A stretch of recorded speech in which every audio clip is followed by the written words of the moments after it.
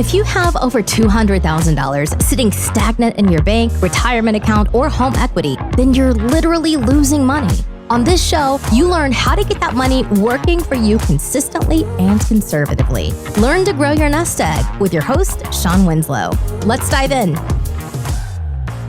Welcome back to another Finance Friday episode. I'm your host, Shawn Winslow, and this is the Multifamily Money Podcast. What is going on, everybody?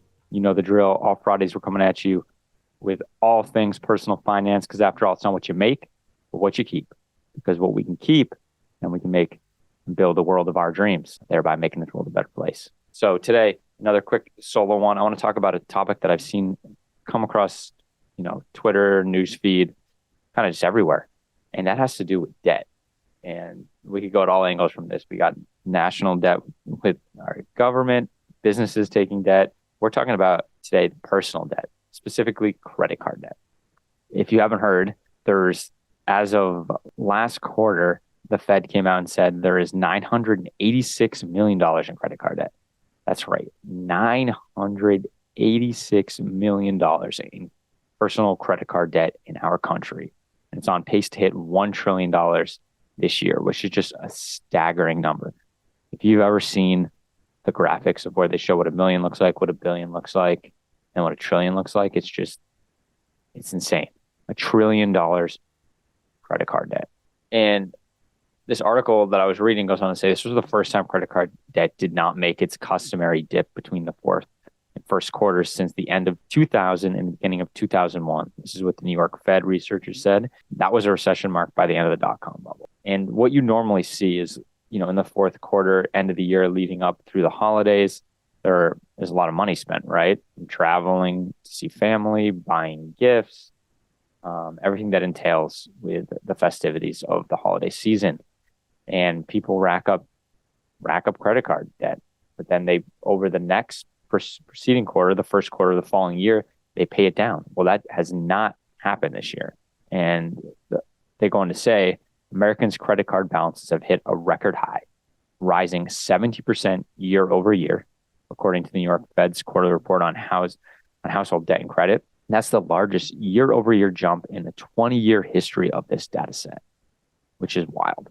And then this hits even harder for me. The average credit card charges a record high 20.33%. We also see more people carrying balances and holding onto them for longer periods of time. 20.33%. That is just a staggering number. We all know the famous statement saying by Albert Einstein, and that is compound interest is the eighth wonder of the world. And that's true. When we're talking from an investment standpoint, this is how you can make a lot of money, how you can build a lot of wealth, compound interest. We talked about this before, about the two people, one's starting investing when they were in their early 20s, went to about mid-30s and stopped, adding more funds, but kept their portfolio in the market. And then the other person started in their mid-30s and put money in until they retired. And the person who started first actually had more money, even though they stopped putting in contributions. That's because of the power of compound interest. It's not timing the market, it's time in the market. Well, the same thing goes when you're paying interest on debt. It's just the reverse. Instead of you making money, you owe more money. And at a 20% interest rate, that's insane. This is how people get stuck in this vicious cycle and can't get out. 20% return. Imagine if you were getting a 20% return on your investment. That'd be amazing, right? And I can do that right with you right now. You can pull up an investment calculator online. Let's do it right now. And we can put in, say you had $10,000. Let's say 10 years, 20.33 interest rate, no extra contributions. Let's calculate it. So end balance would be $63,000 over 10 years, just by putting 10,000 in once. Now, if we went to 20 years, we're talking about $405,000. See, that's the power. That's the power of compound interest. We went from 10 years of making $63,000 by initially putting in only $10,000. And then you double that and go 20 years. And it goes to $405,000, over 5x, right? That is the power of compound interest. And now that same thing can happen to you on the other side with credit card debt or any type of debt. you pay an interest rate on if you're not paying it down. And this is where it gets very dangerous. And the article goes on to say the delinquency transition rate for credit cards and automobile loans rose 0.6 and 0.2 percentage points in the first quarter, respectively, approaching or surpassing their pre-pandemic levels. Credit card delinquencies of 90 days or more for those age 18 to 29 reached 8.3% in the first quarter, up from 5.1% a year ago. So we're not in a good place. People are racking up more debt. They're taking longer to pay it off, carrying higher balances. And that's just a vicious cycle because, again, the interest just compounds. And I want to look at another calculator. Let's say you had, in this illustration, you have $10,000 in debt. So the previous one was you had $10,000 to invest. Let's say you have $10,000 amongst 3 different credit cards. The average rate on all 3 is 20.33%. And let's say, this is not exact, this probably wouldn't be, let's just say the total minimum payment is $210. So you always want to do whatever you can to make the minimum payment so it doesn't hurt your credit, because credit is everything. Especially in this circumstance, you might think, yeah, but I'm like maxing out my credit cards. I shouldn't be using more credit cards, but we'll talk about this later, how you can actually use credit to help you out in this situation. So anyways, let's say it's about $210. So let's say you're making those minimum payments. Let's say that's all you can make. So to pay off that $10,000 with an average interest rate of 20.33%, it's going to take you 98 months. So that's 8 years and 2 months to pay back that entire credit card debt. That's going to be total payments of $20,547.40, of which $10,547.46 is interest. So think about that. You have $10,000 in debt outstanding today. You only pay the minimum payment. By the time paid off, you'll more than double what you actually owed. $20,547 compared to the $10,000 you have outstanding today. Now, let's say you can do a little better. Let's say you can do $1,500 a month. Now, if you can do $1,500 a month, you could pay off your credit cards in 8 months. So you go from 98 months to 8 months. That's a drastic difference. And you end up paying a total of $10,702.30 with total interest of $702.35. So again, that's the power. That's the power of compound interest, right? It's just reversed, right? The faster you can pay it off, the less you're going to get whacked by it. But the more you grow in credit card debt, the less you can put to it every month to pay it off, worse off you're going to be. So now let's talk about solutions. We've talked about the problem here, right? This is clearly a big problem in the United States. I would hope most of my listeners, if not all, don't have this issue. But with the rate that credit card debt is growing to $1 trillion, I would say it's a good chance that there might be some listening that do have this issue. And yeah, it sucks. Don't be too hard on yourself. Things happen.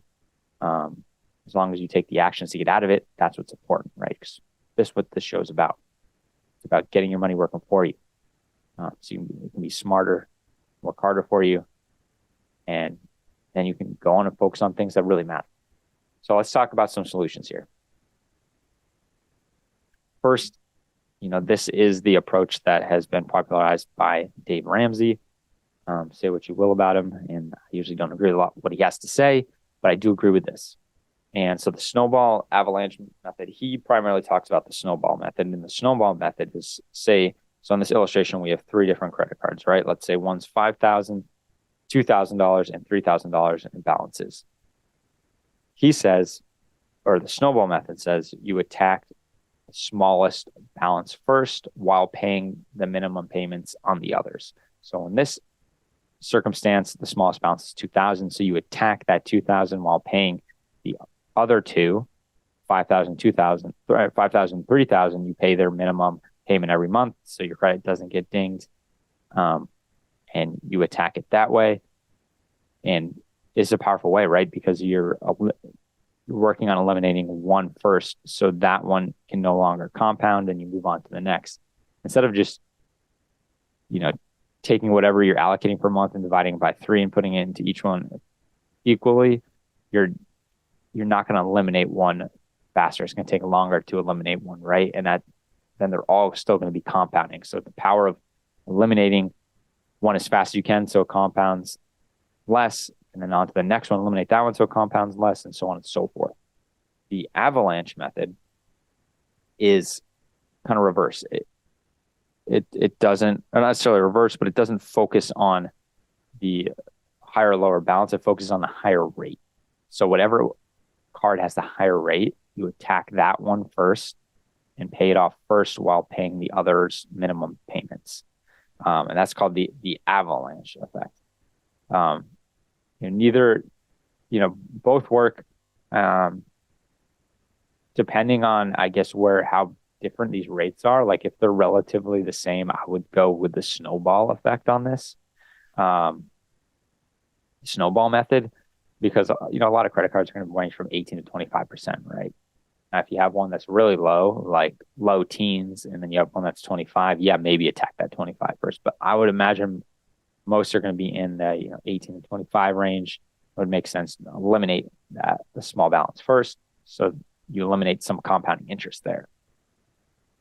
Okay, another method is personal credit, or loans that you can consolidate, right? So this is the reason why I mentioned before why it's still important to maintain good credit. Even though you're racking up credit card debt, you can't pay it off, you're only making the minimum payments, your credit is still relatively strong, right? It's still going to take somewhat of a hit because you're carrying a high balance. And I've talked about this before, that they only want you to utilize 10% of your credit outstanding. So if you have 10,000 line of credit, they only want you to use 1,000 at a time. So if you're pushing that up close towards that 10,000, that does hurt your credit, but not as bad as missing payments, right? Or not paying them payments. So that's important.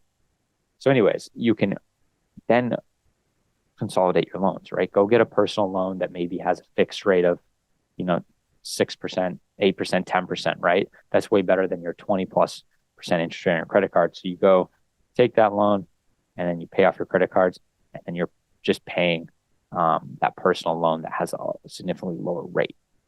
They also have loans that are specifically designed to consolidate credit card debt. So it's essentially the same thing, right?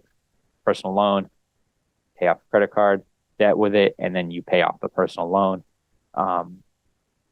Great thing about it is it's not collateralized by any personal property. So that's great. You don't have to put your house up against it or anything like that. Another method, which is great, and I've talked about this similar in a previous episode, and I'll put that in the show notes. It's about how you can pay off your student loan debt faster. So you guys can check that one out. I talked about paying off debt faster, specifically credit card debt, but it also pertains to other debt as well, and that's episode 22. So go check that one out. Really cool strategy, but I'll just give a kind of a high level description of it right now, and that's using a zero balance transfer card. Another reason why you want to have good credit, because they'll give you, some credit cards give you these perks every so often. I've seen it where they do it once every 12 months, where they will let you take a certain amount up from your credit limit that you're not using.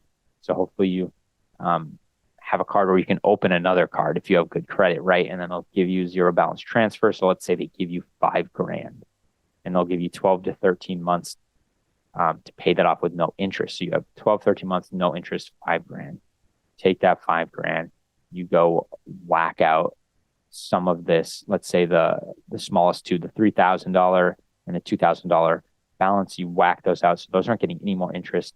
And then you focus solely on paying that $5,000 of that zero balance transfer off in that 12 to 3 months, while still paying that last balance of credit card minimum payment, so you don't get whacked there. And then once you pay it off in 12 months, you'll probably be able to get another zero balance transfer. And then you go take out that $5,000 or whatever the amount is left on the last card, and you go clear that out. And then the next 12 to 13 months, you pay off that interest free. And at the end, you're done. This is probably my favorite strategy.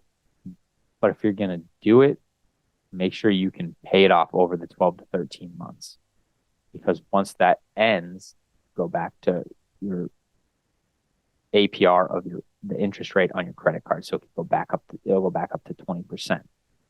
However, that 12 to 13 months, you'll have wiped out that balance on that card. So it won't be getting interest, and you're just paying the $5,000 back or whatever the amount is interest free. So this is a very, very powerful method, and it's one that I recommend if you can manage it, right? And that's the thing, right? You got into this position, so can you manage it? You got to be very careful and confident that you can manage that.